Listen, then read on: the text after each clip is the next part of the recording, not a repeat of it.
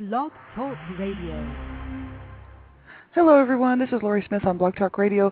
It is Wednesday morning, 6 o'clock a.m. here in Calgary, Alberta, April the 7th, and it's one child abuse survivor to another. I'm happy to be here. We're on for half an hour this morning. It's a live internet streaming radio broadcast from blogtalkradio.com, and we're going to continue on.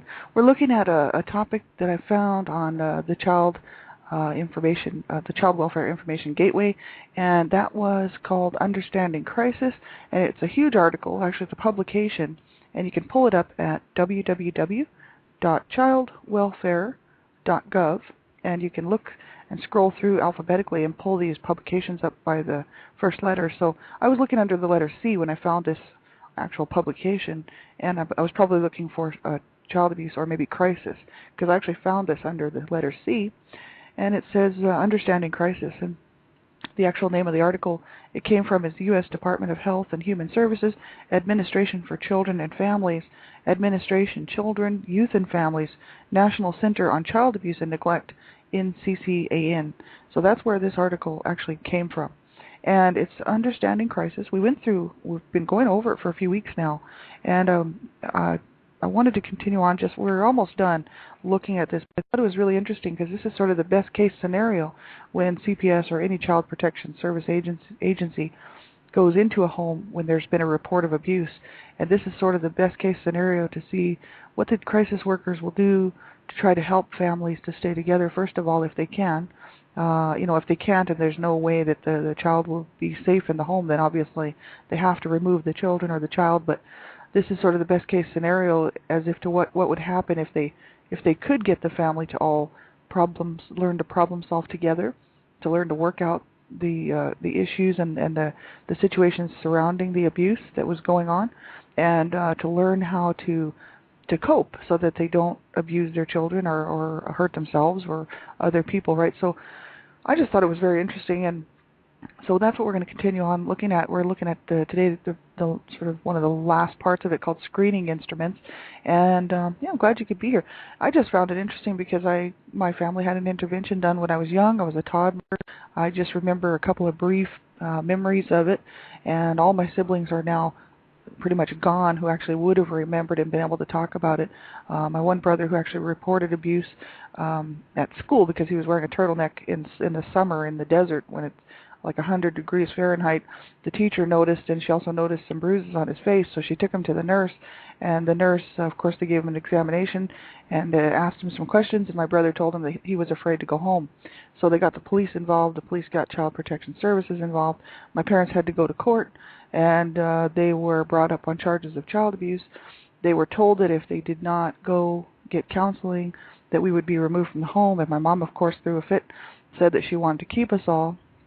So they said they would comply with the court and go get counseling. Well, they went twice, and then we left the country. So that's basically what happened there. So the abuse continued, and that's just unfortunate. But that's why I'm so interested in looking at this article, right? Because it's something that happened in our family.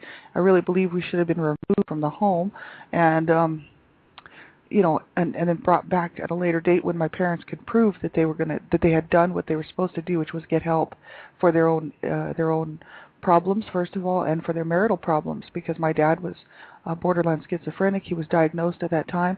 My mom was manic depressive. She was also diagnosed at that time. They should have gotten help for their own issues and mental instabilities, and then they would have then they could have got some marital counseling, and then after they proved that they were doing well and coping and everything, then they could have brought us back into the home. So that would have been the best case scenario for us, but it didn't happen. So we just continued on listening to my mother's manic depressive state and then putting up with her physical abuse and her violence and my dad's mental instabilities and his violence. And so that's what happens, right? It's very unfortunate.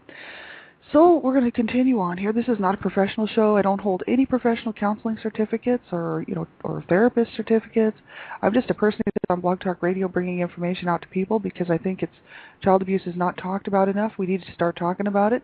We need to get this out front and center if we're going to ever stop child abuse and make a difference in preventing it from happening in the first place. It's going to take everyone. It's going to take everyone in every community to make a decision on how to not abuse their children. That's what it's going to take. But we all know that abusers, sadly enough, there's lots of people out there who cannot control themselves and abuse their children. And it's unfortunate because the children pay the price for their whole entire lives, and the parents usually, or the caregivers, or whoever was abusing the child, usually ends up getting off pretty easy. So I think the laws and the rules need to change. We need to start talking about this, and we need to make a real difference for these children out here today who are suffering in abusive homes. It's really unfortunate, and we all have to get involved. It's up to every single one of us to make sure that we don't abuse our own children. If you have children, and if you're a survivor of child abuse, to not carry on that cycle, to not pass it on to your children. And I just think that we owe it to these children. I don't have children, but I think we owe it to all children to look out for their rights, to look out for their protection, their right to life, to health, to protection, to education, to having a good life, So we have to do this ourselves, and it's really going to take like a whole generation or more to actually stop this insanity. And honestly, it's insanity because you see the reports. We know how many children are reported abused every day, but those are just the ones that are being reported. Like, what about all the ones that are not being reported? We know that this happens. So who knows how many children are actually being abused, but it's too many. One is too many. So, I mean, we really have to make a change. We have to stop this thing. And so, yeah, I just want to be one more voice, just raising my voice along with everybody else, thank God, who's out there doing it and making some noise and saying that we have to stop child abuse. So I'm glad you could tune in and be part of this. So my show's not meant to replace professional help, that's for sure. And if you're sensitive to the subject of abuse or the topic that we're talking about, you should turn the show off and listen at your own discretion, please. And because you won't be hurting my feelings, right? We all have to be responsible for what we listen to. And if it just makes you uncomfortable, then just turn it off. And if you're a young person under the age of 18, I fight for child rights. I stand up for online child safety. So you want to make sure that you have someone listen to this show with you to make sure that it's okay, like an adult or a parent. Hopefully your parents care, or you have a parent who does care about what you're listening to, because there's all kinds of crazy child sexual predators out there trying to get a hold of children online. So you don't want to just you want to know how to be safe online. And it's so important because they'll pose as other kids your age just to try to get you to meet them. Absolutely do not meet people that you meet online. You have to have an adult really know what you're doing and checking in and making sure that they know and you know who you're talking to online. It's just so important because your safety is number one. And if your parents didn't tell you that, well, it's unfortunate, but your safety as a child is number one. So make sure that you do have someone listen to the show with you so that they can make sure it's okay for you to be listening to, right? So important. So we'll get right on with this. Screening instruments. I'm just going to start at the top of the article. Like yesterday we were looking at, yesterday morning we were covering assessing risk, and that's when they go in and they have to assess whether or not the home is actually safe enough to leave the child in, first of all. And if it's not, if the child's safety is just not 100% sure, then they have to determine that they have to remove the child from the home. Because if they feel that there's going to be further abuse towards this child or these children, then that's just, they have to remove the child, right? And that's what I hope they would do, because too many times we see in the paper or on the news, children, reports were made to the whatever child protection services they did make them to, and then the child remains in the home, and of course they're killed, and we see these reports, and it's just unfortunate because it's too late. And so we have to, I back it up. I say, if there's abuse in the home, remove the children. That's what I say, because we could save children's lives by doing that. And then people say, well, where would we put them? And then foster care situations, because we all know that foster care situations is, can be a bad scene, more abuse, and so a child goes from abusive home into an abusive foster care system. We have to make these changes. Why are we, as a society, not making these changes and saying, something has to be done? We have to go to the lawmakers and we have to start making some noise. There has to be some way of screening these foster people, to make sure that these kids, really honestly, I believe that, for instance, a child who's being abused, should have one caseworker who works only with that child to make sure that that child is protected at all times, one-on-one, you know what I mean? And then somebody else watching that child care worker, right?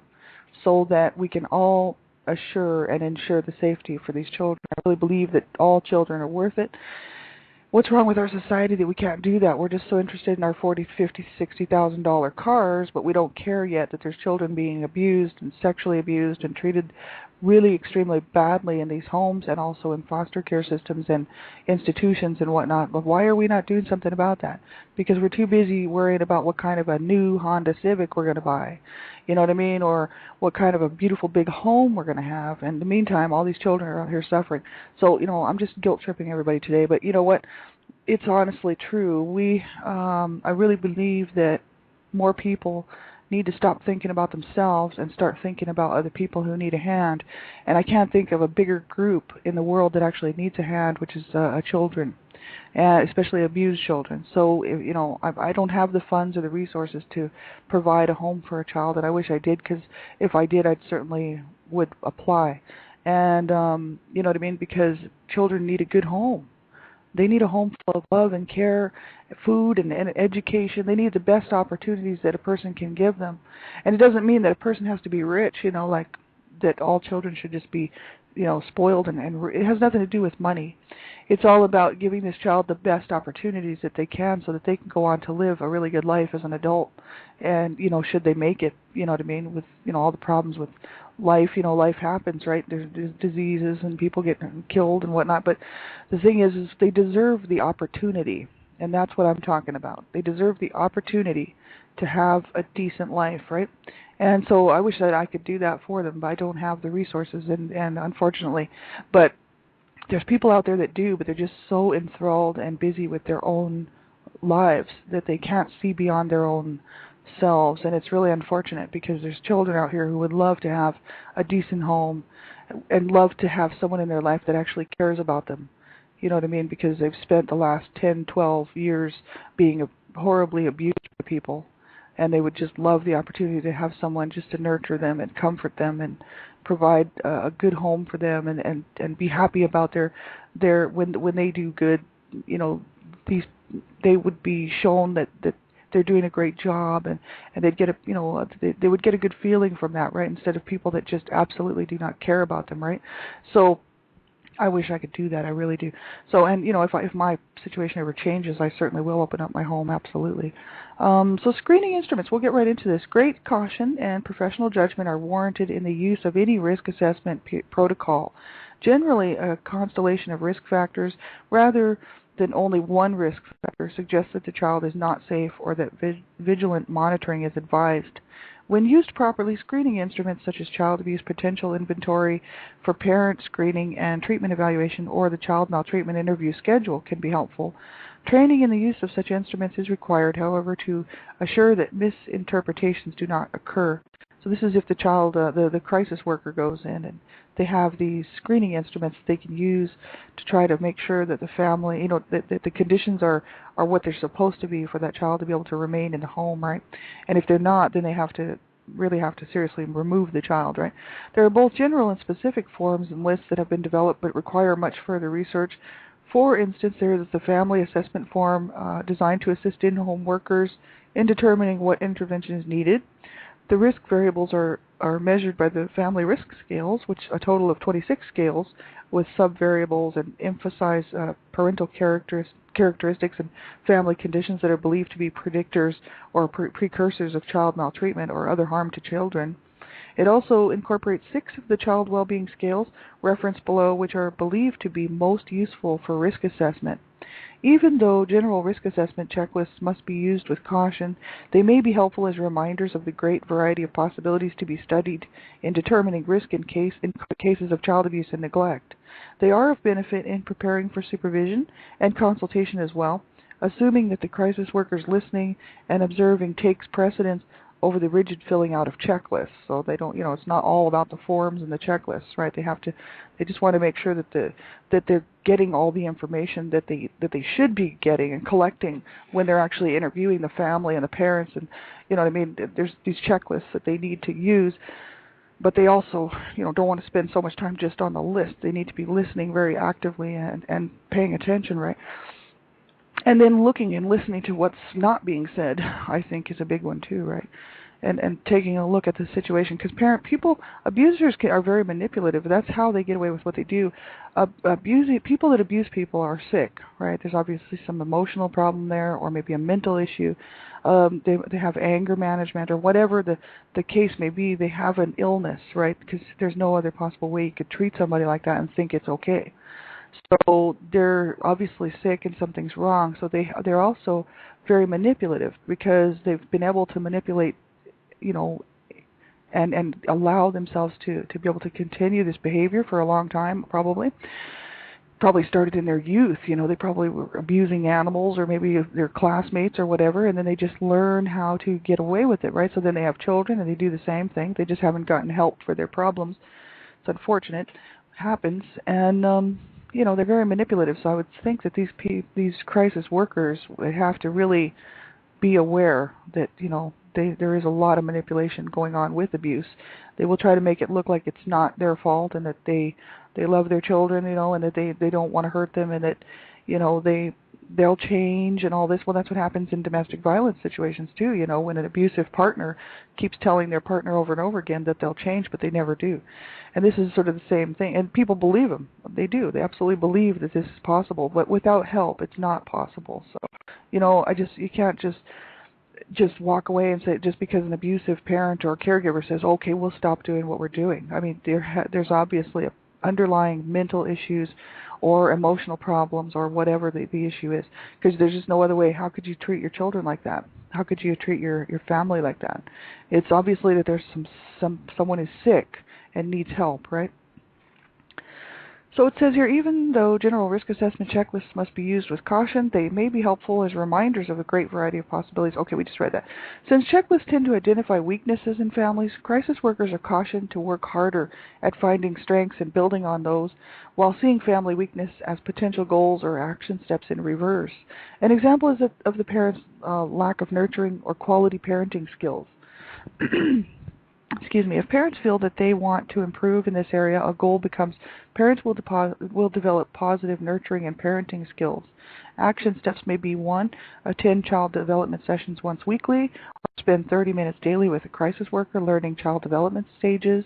That's awesome. Number 2, learn and practice behavioral management techniques with crisis worker. That's another awesome thing.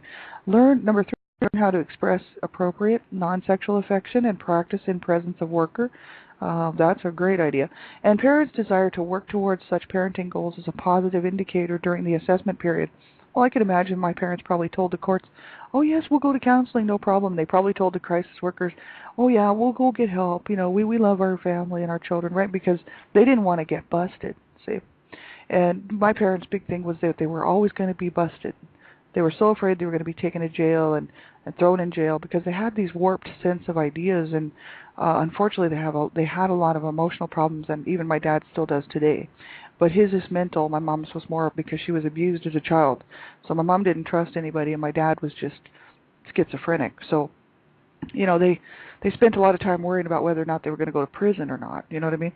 So when the crisis workers and all these people showed up at the doorstep, when my brother told that that he was afraid to go home and there was abuse in the home, they probably panicked and they thought, oh my God, we have to make this look good. You know what I mean? They had no intentions on changing their behavior whatsoever, because as soon as the crisis workers were out of our lives, the abuse just got worse. You know what I mean? They were really like, okay, we don't care.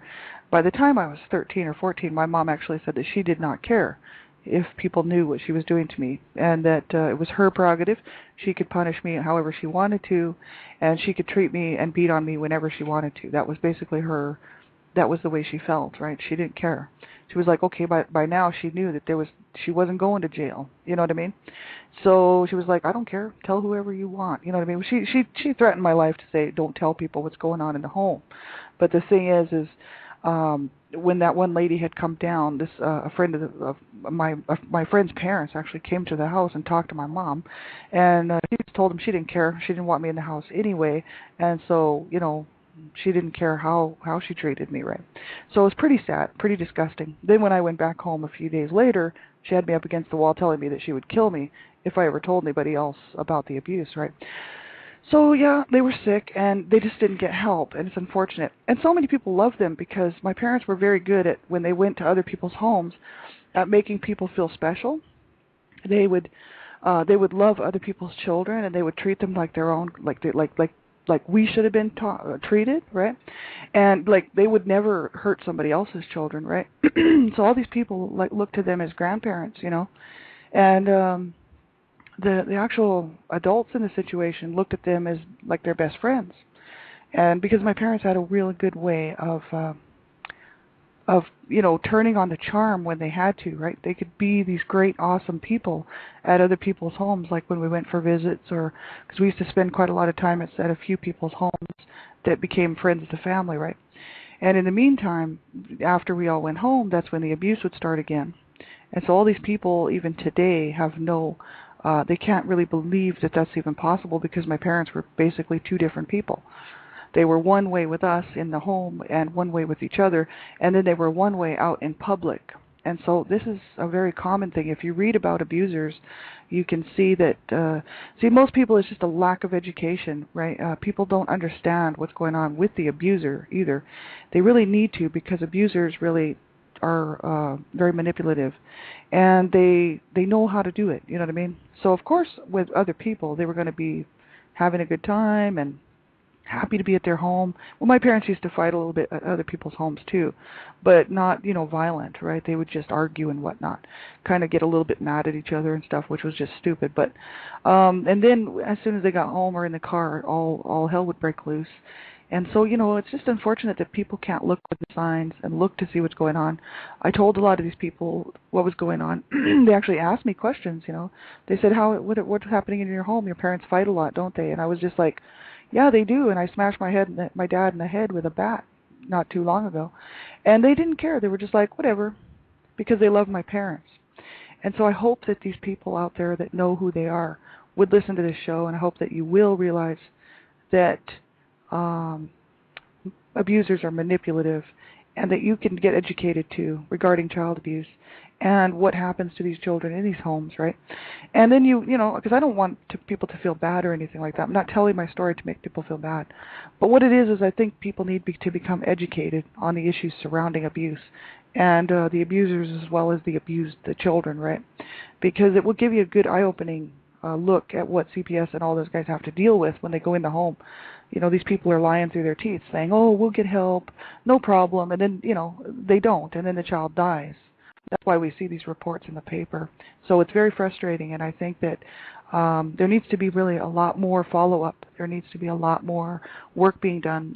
They can't just terminate a case after 12 months or 6 months or 6 weeks. Because they always say, well, we don't want to interrupt the family, so we want to hurry up and get the job done and then be out of their lives, right?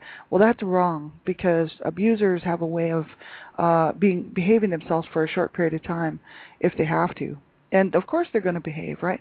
No one's going to be beating on anyone while the CPS or DHS is involved. Of course, the family's going to be on its best behavior, especially the parents or the caregivers. And, once they're gone, there's no way of checking up on that unless someone is monitoring the children, still continues to monitor the children and monitor the abusers. So I think that, they're cutting it a bit short. And I really think, I just think that, there has to be a better situation. There has to be more, and as far as, people say, where's this money going to come from? Well, that's just it. Where is it going to come from? But how many children have to die? This is what I find very frustrating, and especially this morning, as you can tell. It's like, how many more kids have to die or end up in the hospital with abuse-related injuries and suffer through a lifetime of adult survivor issues before this changes, before we can find the funding to stop this and to get more people involved, you know what I mean? Because abusers are not going to change, right? It's not going to happen. My mom never changed. The only reason that she actually couldn't physically, violently kill me is because she got really sick, and by the time she was by the time I was 18 and 20, she was actually very sick. But before that, she was very abusive. And by the time I was 21, 22, she was basically just laying around with oxygen and stuff. So she literally couldn't do much anymore, right? She was just worn out, and of course I did feel bad for her, right?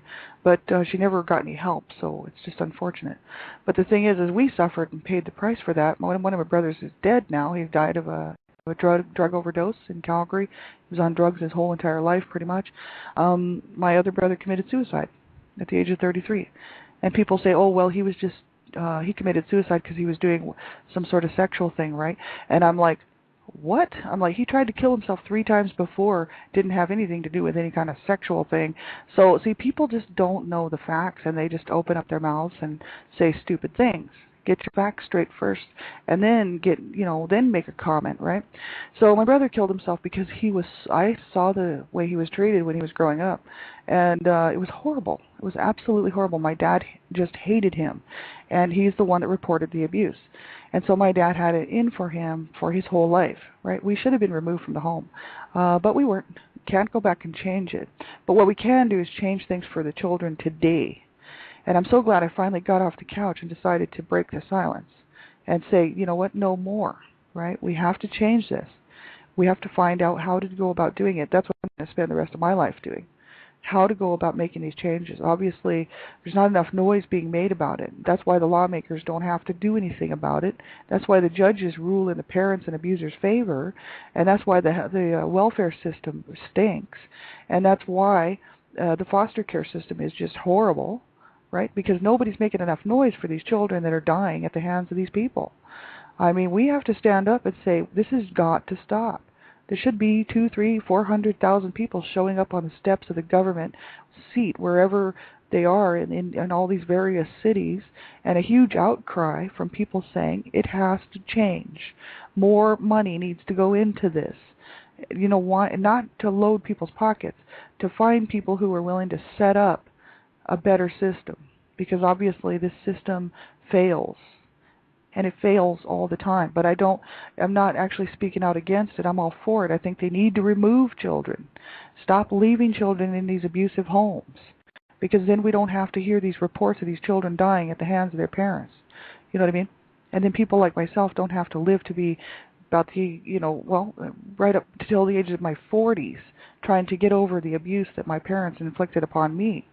You know what I mean? So it's ridiculous, and we really have to make a change. So, I mean, I'm just calling everybody to action, you know?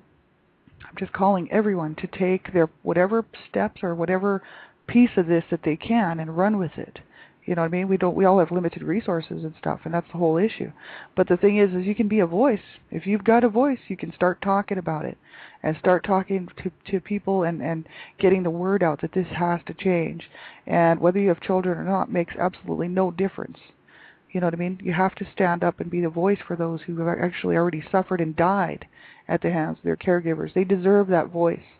They deserve to have their voice heard. And so I'm a voice for those poor children out there and poor babies who have lost their lives due to abuse and have no way of ever speaking out. And I am their voice.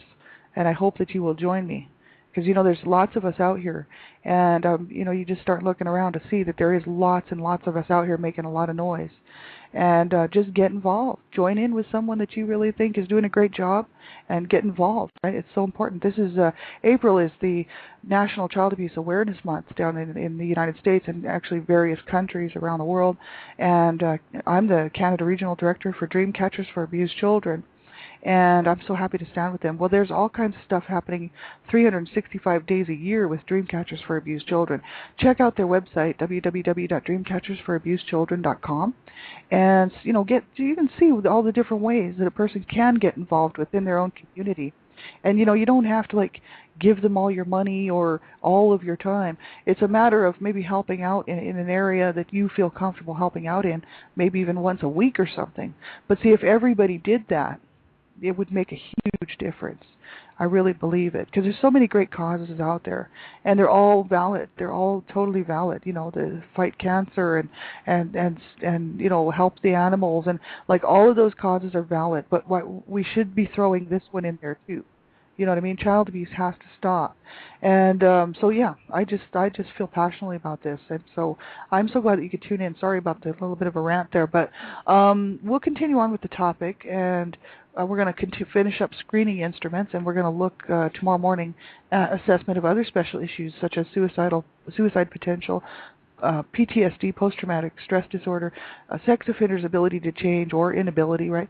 And when assessment indicates a lack of safety for children. So we're going to continue on that one. We might switch it to tonight and then switch the other stuff. I'm not sure. I might be switching my shows around because the one child abuse survivor to another really should be survivor issues, and the child abuse prevention and human rights abuse prevention should be about what we're talking about right now, which is CPS and DHS. So we might switch this stuff around, and I'm going to make a decision today whether or not I want to do that, because I didn't used to have a 30-minute show in the morning, so that's why I started covering certain things at night, because I had more time. But now that I'm doing a 30-minute show in the morning, we actually have time to cover survivor issues in the morning. So that's what I'm thinking about doing. So everybody have a great day. Take care of yourselves. If you need more information regarding Dreamcatchers for abused children or any other kind of child rights or child abuse issues, or want to know how to report child abuse, whatever, get a hold of me. You can get a hold of me on Facebook and blogtalkradio.com, other ways you can get a hold of me. So, but in the meantime, take care of yourselves, everybody. Have a really great day, and we'll talk to you again soon. Bye-bye.